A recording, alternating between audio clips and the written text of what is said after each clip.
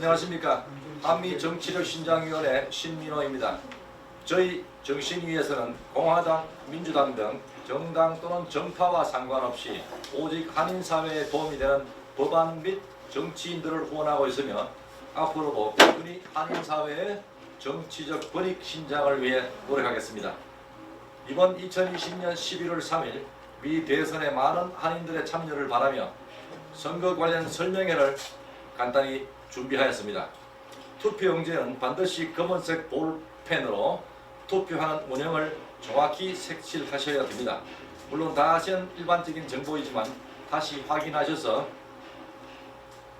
실수를 미연에 방지해 주시고요. 꼭 투표하셔서 한인의 정치력을 올리는 데 도움 주시기를 바랍니다. 감사합니다. 안녕하십니까. 실리콘밸리 한인회 회장 박승남입니다. 오늘 제가 발표할 것은 프로포지션 14, 15, 16, 17 발의안 14, 15, 16, 17을 하겠습니다.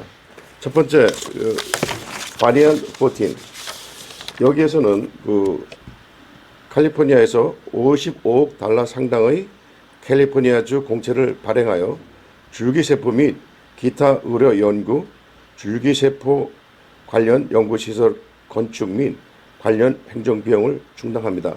그 중에 15억 달러는 뇌 관련 질병 연구 및 치료에 전임합니다.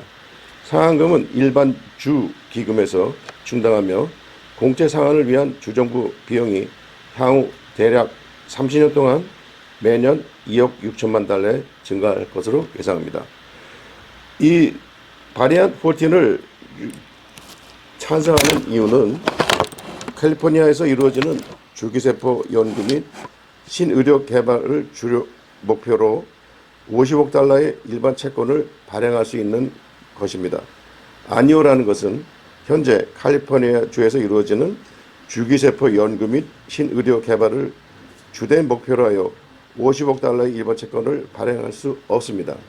이것은 반대에 주던 이유는 현재와 같이 경제 및 예산 위기 때 채권을 갖기 위해 78억 달러의 예산을 확실한 결과가 보이지 않는 연구에서 쓰이는 것은 불합리하다고 보는 것입니다.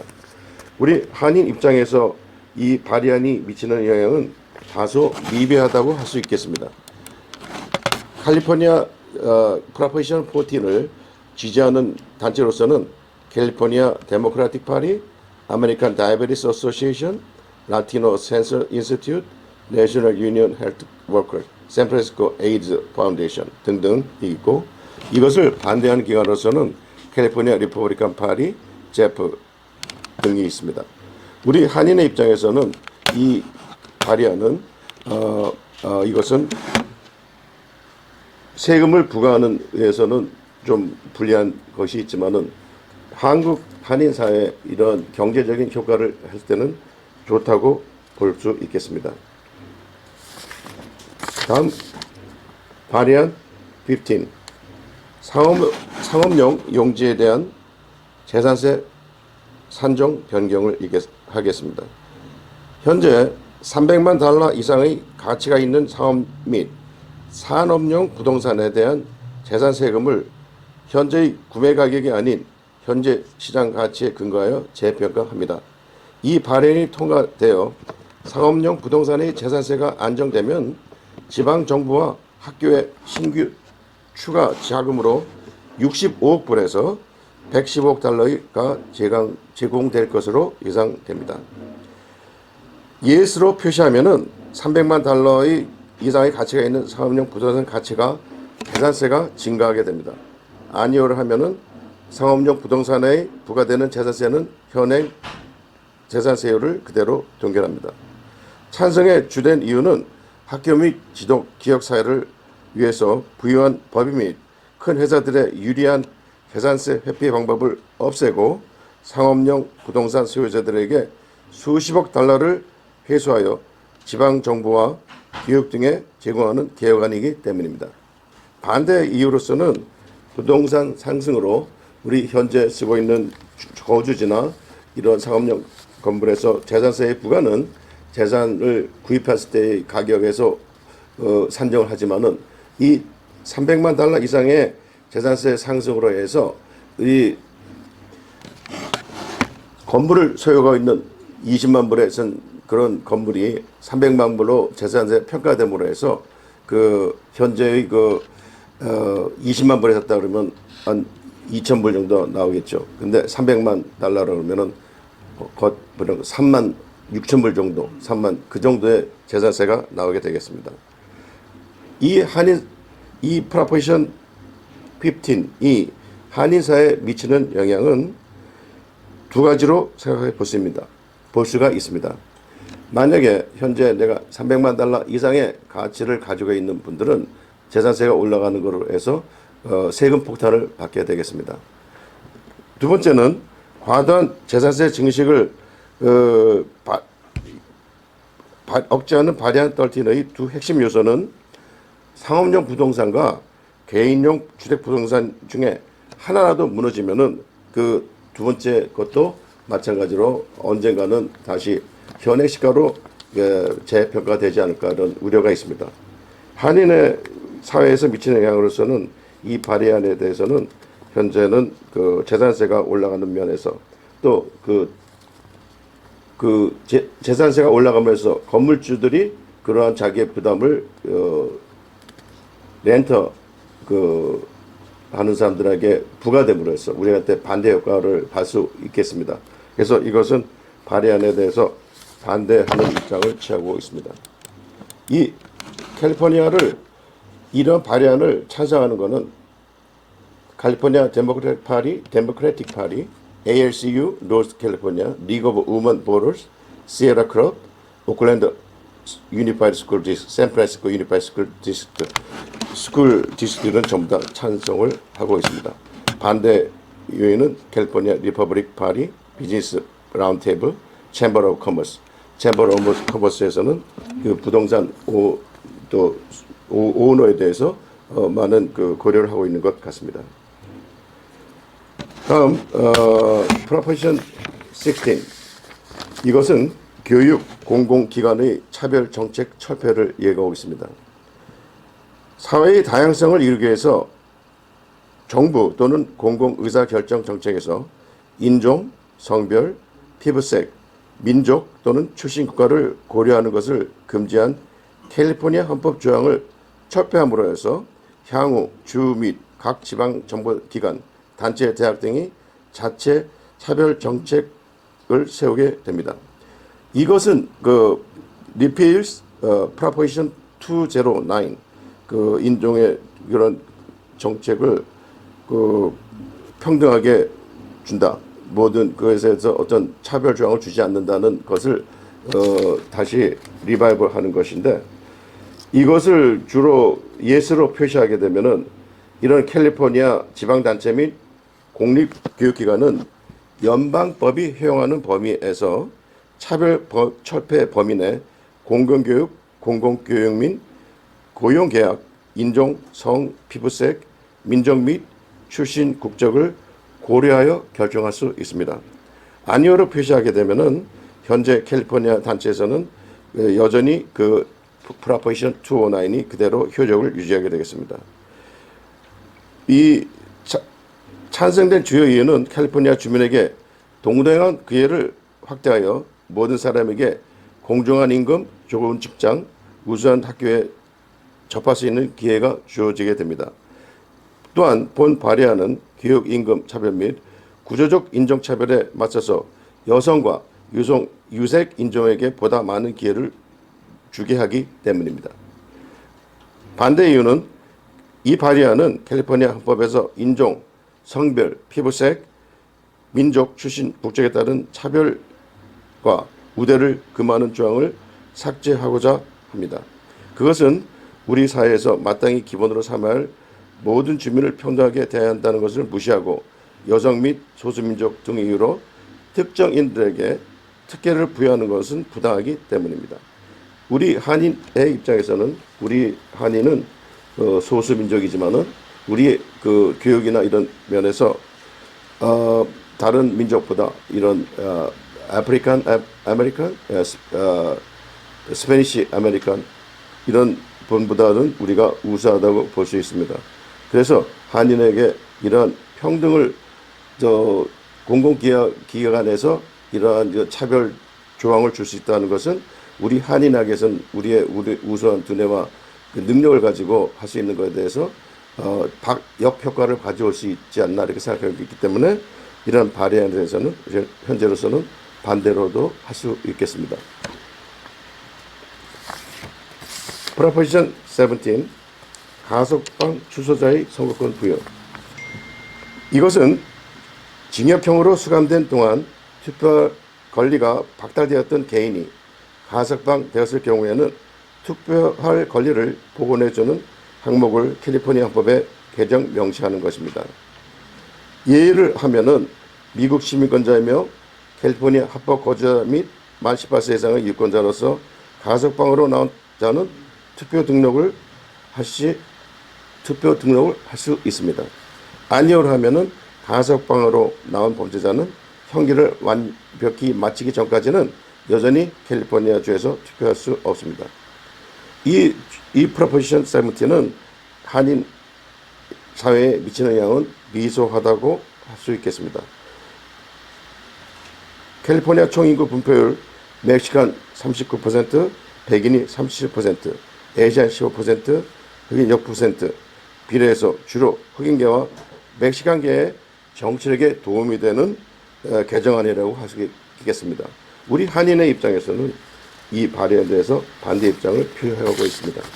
이것을 프로포지션 17을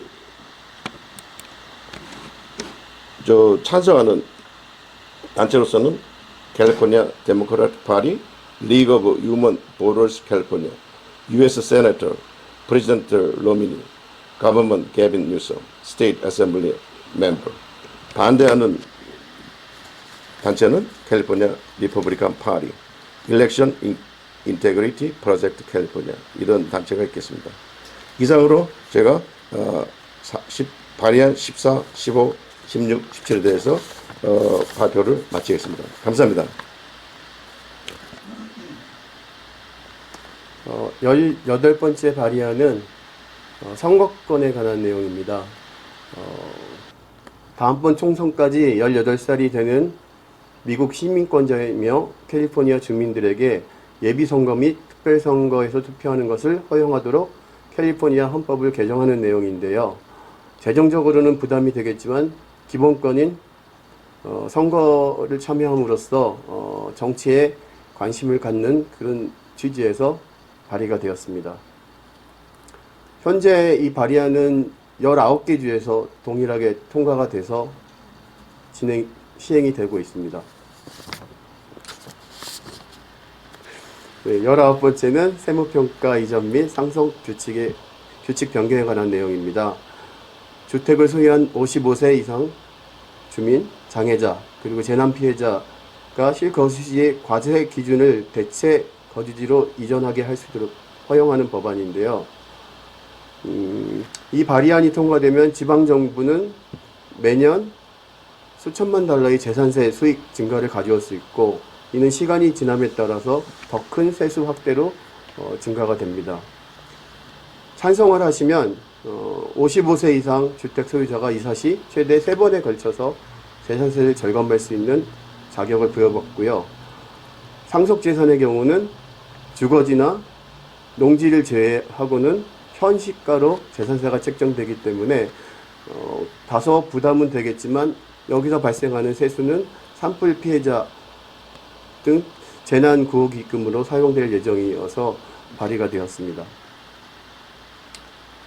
찬성의 주된 요인은 부과되는 세금을 제하하고 부유한 투자자가 사용하는 부당한 세금 회피 수단을 없애려는 발의안입니다. 한인 사회에도 여러 가지로 영향을 미칠 거라고 생각이 드는데요. 상속 부동산의 경우 재산세가 많이 증가되는 단점이 있고요. 대신 세수가 확대됨에 따라서 재난의 피해자들이라든가 예방의 세수가 확대되므로 그런 정부 대책이 마련될 것으로 생각이 듭니다. 현재 지지 율이 높아서 통과될 확률이 많은 걸로 되어 있습니다. 이 서베이를 보면 56%가 발의안을 지지하고 있습니다. 20번째는 양형 변경 및 가석방 제한에 관한 내용입니다. 특정 범죄 등 중범죄로 간주돼서 일정량의 형기를 마친 비폭력 범죄자들을 위해 제정된 가석방 프로그램을 제한하는 법안입니다. 또한 범죄자들로부터 DNA 샘플을 채취하게 돼서 과학수사에 도용하자는 그런 취지에서 발의가 되었는데요. 연쇄살인범들 또 억울하게 또 옥살이를 하신 분들이 DNA 과학수사로 진범이 구속이 되면서 석방되는 경우가 종종 있는데요. 많은 DNA 샘플을 확보해서 범죄 예방에도 도움이 되고 또 진범을 가리는데 활용이 될 걸로 생각이 듭니다. 한인 사회에는 큰 영향은 많이 없다고 봅니다. 한인분들은 범죄율이 낮을 뿐더러 다만 공익 측면에서 DNA 샘플을 확보하는 데는 중요한 의미가 있다고 봅니다. 프로포지션 21번째, 지자체의 임대료 통제 권한 확대에 관한 법입니다. 지방정부가 15년 이상 된 주거용 건물에 대해서 임대료 통제 규정을 자체적으로 제정하는 것을 허용합니다. 현재는 가주에서 일괄적으로 집행되던 법안이 지방자치단체 카운티나 시에 재량권을 허용을 하게 되면 각 시에 맞게 임대료에 대한 규제 관련 법안을 책정할 수 있는 법안인데요. 한인 사회에도 영향은 크진 않겠지만 부동산에 투자하신 분들이나 현재 부동산을 소유하고 계신 분들이 많이 계시기 때문에 중요한 법안이라고 할 수 있겠습니다. 민주당이 발의를 했고 공화당에서는 반대를 하고 있는 입장인데요. 지금 현재 서베이를 보면 37%씩 가결이 될지 부결이 될지 좀 불투명한 상황입니다. 찬성의 주된 이유는 노숙자에 대한 그런 대책 마련이라든가 각 지방자치단체에 자율권을 부여함으로써 세수에 관한 확보로 또 공익의 대책을 마련하는데 그 중점적인 발의 내용이 있다고 봅니다. 자, Proposition 22. 이번 선거에서 가장 많은 돈을 쏟아부은 이 캠페인은 DoorDash, Lyft, 우버 같은 대기업 회사가 적극적으로 밀어붙이는 발의안입니다. 이 발의안의 주 내용은 DoorDash와 Lyft, 우버 같은 큰 회사에서 일하는 운전자들을 각 회사의 직원이 아닌 독립적인 개인 사업가로 간주하자는 발의안입니다. 이 발의안의 찬성의 이유는 운전자들이 자신의 고용신분을 독립계약제로 선택하여 그들이 원하는 시간에 자유롭게 근무할 수 있고 승차, 공유 및 배달 서비스 같은 수십만 개의 일자리를 보존하게 될 수 있기 때문이라고 주장하고 있습니다. 반면에 반대자들은 그 같은 대기업들이 기업의 이익을 챙기기 위해서 병가, 보건, 실업수당 및 정식 직원들이 당연히 누려야 할 권리와 안전보호책을 거부한다고 주장하기 때문입니다. 이 발의안이 한인 사회에 직접적으로 미치는 영향은 다소 미비하다 할 수 있겠습니다. 그러나 이 발의안의 결론에 따라 미래의 고용자 대우 및 관련법에 큰 영향을 미칠 것으로 예상이 됩니다. 참고로 대부분의 운전사들은 이러한 직업이 파트타임이기 때문에 정식 직장의 시간과 의무에 구애받지 않는 것을 원하고 있습니다. 또한 이 발의안이 통과되면은 위의 회사들은 캘리포니아 주에서 철수하겠다고 이미 으름장을 놓은 바 있습니다. 네, 다음은 Proposition 23, 신장 투석 클리닉의 규제 강화입니다. 이 발의안은 신장 투석 클리닉에서 치료하는 동안 의사나 전문 간호사 또는 의사 보조사가 현장에 상주해야 한다고 하며, 둘째, 캘리포니아 주 정부의 사전 승인 없이는 신장 투석 클리닉을 폐업할 수 없습니다. 셋째, 투석 클리닉의 클리닉에서 건강보험을 이유로 환자의 치료를 거부하거나 차별하는 것을 또 금지하게 됩니다. 이 발의안의 지지 찬성 이유는 투석 치료 중에 진료소에 의사를 머물게 하여 의학적 비상사태에 대비하게 하며 환자의 보험 종류에 따른 차별을 중단하게 함으로써 안전한 투석 클리닉을 만들기 때문이라고 주장하고 있습니다. 그러나 이 반대의 이유는 의사나 전문 간호사를 고용할 수 없는 많은 투석 진료소들이 어쩔 수 없이 문을 닫게 될 것이며, 결론적으로 이 발의안의 통과로 인해 의료 비용이 연간 수억 달러 증가하여 의사 부족과 응급실 과밀 상황이 더 악화되기 때문이라고 주장하고 있습니다. 이 발의안이 한인 사회에 미치는 직접적인 영향은 다소 미비합니다.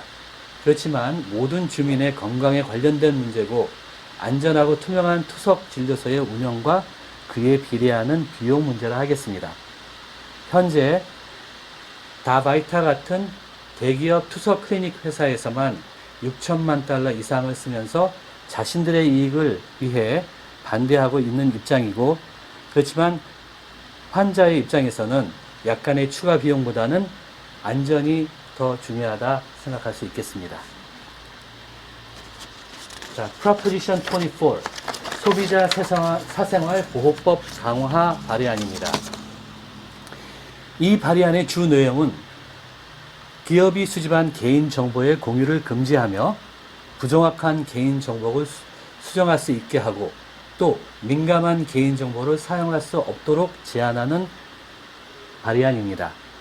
또한 캘리포니아 개인정보 보호국을 설립하여 소비자의 권리를 보호하는 발의안입니다.